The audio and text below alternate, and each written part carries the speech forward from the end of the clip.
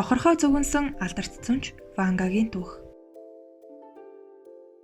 Болгарын алдарт зүнч Ванга хүмүүсийн хувь заяа, өнгөрсөн болон ирээдүйн талаар бүгдийг мэддэг байсан гэдэг.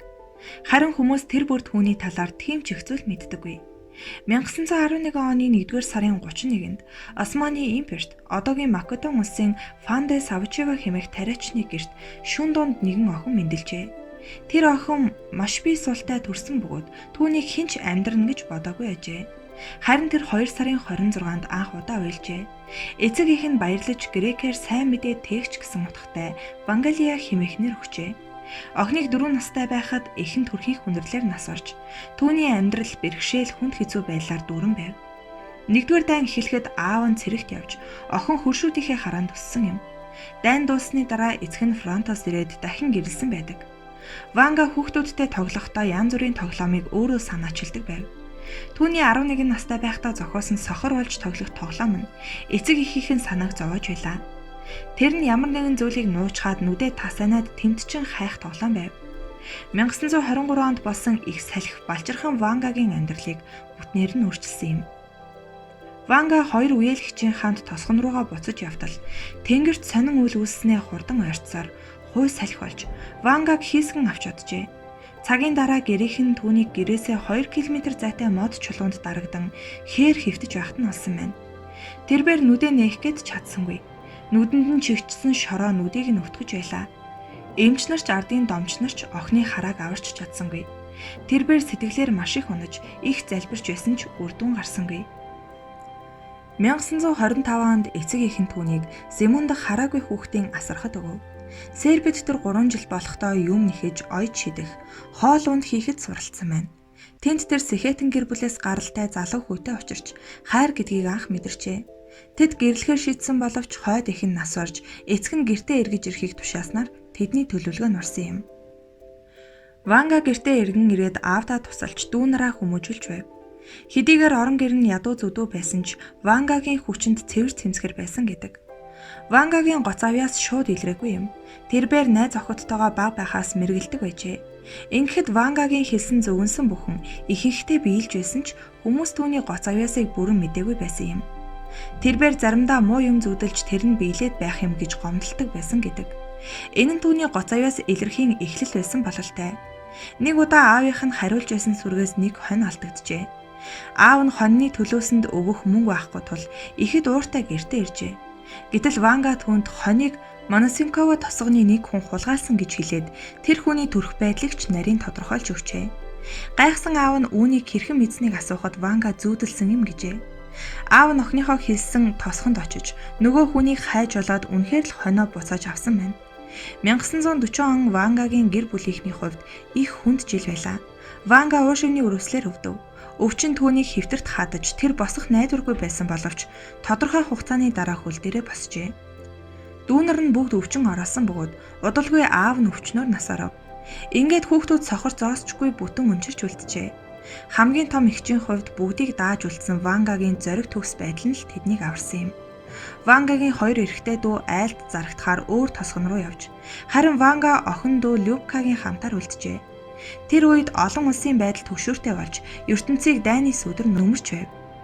Хөршүүд нь Вангагийн гэрт үе цугалж орчин үеийн нөхцөл байдлын талаар хэлэлцэн ярилцдаг байсан аж.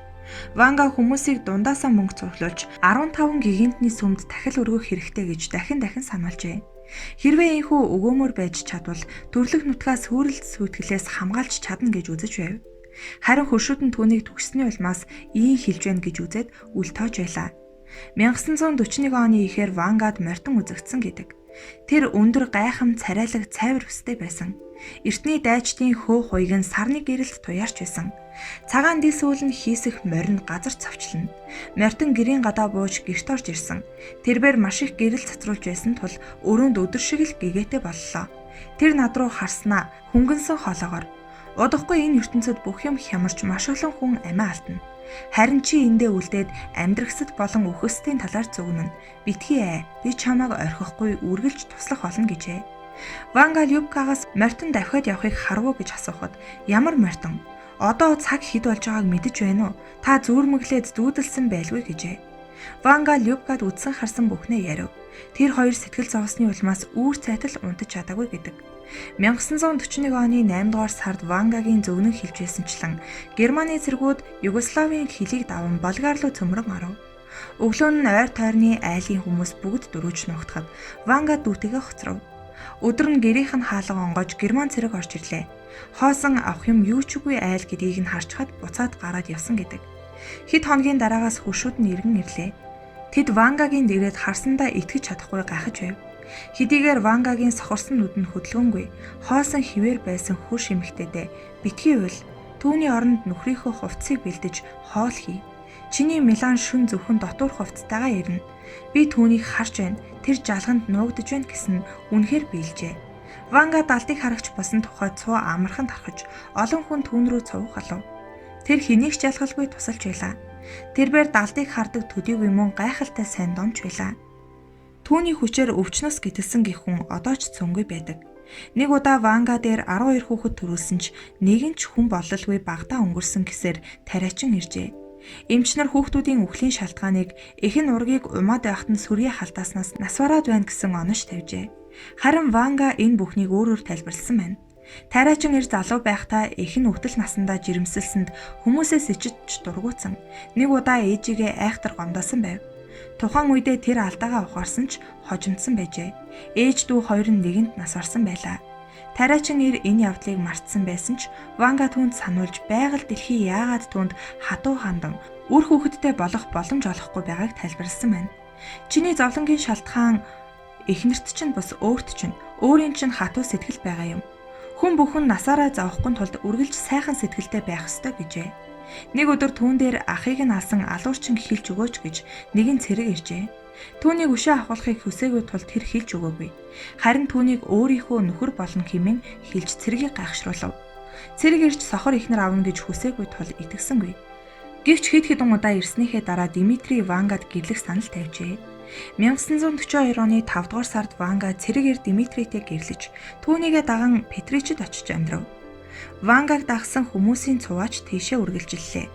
Удалгүй Дмитрий цэрэгт татагдж Грект хуваарлагдсан ба шинэ байшин барьж өгнө гэсэн амлалтаа дөнгөж 1947 онд л биелүүлж чаджээ.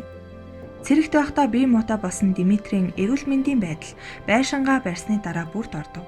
Явандаа Дмитрий архиуч эхэлсэн ба Ванга энэ бүхэн юугаар дуусахыг мэдэж байсан болохоор түүнийг архиухаа болохыг хичнээн ятгаад ч дийлсэнгүй. Түүнийг хувийн амьдралдаа хичнээн их зовлон амсж байсан талаар хүмүүс огт мэддэггүй. Тэр энэ бүхнээ үл хайхран өөрийгөө бусдын сайн сайхны төлөө бүрэн зориулж байлаа. Дмитрий 42 настайдаа элэгний хорт хавдраа нас оров. Түүнээс хойш Ванга билүүсрэлийн хар алчуураа хизээч тайлаагүй билээ. Харин түүнийг зорьсон хүмүүсийн цуваа тасарсангүй. Заримдаа гэрийнх нь гадаа хэдэн зуун хүн цуглаж хонож өнжих явдалч гарч байлаа. Вангагийн дэргэд хүүхэд насаа өнгөрөөсөн Стоянова Вангагийн тухай ном бичиж олон сонирхолтой тохиолдлуудыг дурджээ. Ванга уулзсан хүнийхээ амьдралыг бүхэлд нь бүр өчүүхэн жижиг зүйлийг ч орхигдуулалгүй ярьж чаддаг байжээ. Түүнтэй уулзаж байсан алдартнуудын дунд алдарт зураач Рерих байв. Ванга түүний гэрт байгаа гайхам цагаан лунхаа цэцэг бүхий керамик варыг дурдаад энэ бол таны гэрийн хамгийн чухал, хамгийн оюунлаг чимэг юм. Гайхам сайхан лунхаа цэцэг надад цаст гямлай төвдийн тэнгэрлэг цагаан өнгөөр гялалцсан үзэгдэж байна. Тэндээс төвдөөс хүн төрлөختний түүх эхэлсэн ба энд тентхийн хүмүүсийн гайхалтай нууцлаг олон онцгоны тайлалч бий. Чиний аав чинь зөвхөн зураач байгаа зогсохгүй. Аавгаа их зүнч байжээ. Түүний зураг болгоно нь зүгнэл юм. Тэрбээр зүгнэлүүдээр шифрлсэн ба маш мэдрэмтгий ухаалаг зүрх сэтгэлэл тэдгээрийг тайлж уншина. Чи аавынхаа үйл хэргийг хичээн үргэлжлүүлэх ёстой. Чи ийм тавилантай гэсэн мэн. Хүмүүс Вангагаас хүний амьдралд тохиолдох гэж буй гай зовлонг урьдчилан зайлуулж өөрчлөх боломжтой эсэх талаар асуудаг байв. Ванга хариуд нь үүнийг хийхэд миний чадал хүрэхгүй. Тэгээд ч хүний хувь тавилан цаанаасаа өөрчлөгдөхгүйгээр зурагдсан байдаг гэжээ. Алдарт зуунч Ванга 1996 оны 8 дугаар сарын 11-нд 84 настайдаа таалал төгссөн юм.